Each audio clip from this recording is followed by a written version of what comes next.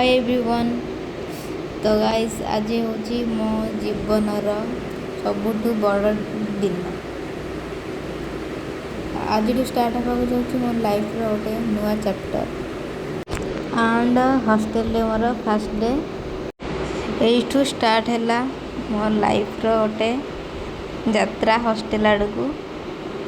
यही मोमेंट हूँ स्पीचलेस किसी वार्ड नहीं। ये मोमेंट को मु कौन कहबी जो मैंने भी जाइए से बुझीपे ये मोमेंट को सेव करके रखापी किसी फोटोज क्लिक करी। फाइनाली आम ब्रह्मपुर रे पहुँची कॉलेज आड़े जाऊँ। जिते कॉलेज पाखक पाखक जाऊँ मोर से हार्ट बीट बढ़ी बढ़ी जाऊँगी। तो भल ही लगुनि हॉस्टल रहा कौन करवा बाध्य रहा। This is my college and मु हूँ आम हॉस्टल देखिपे।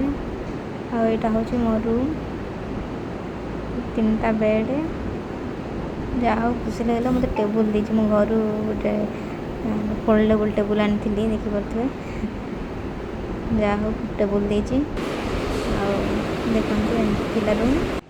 सो गाइस मो रूम को मो हिसाब से सजेली देखिपे।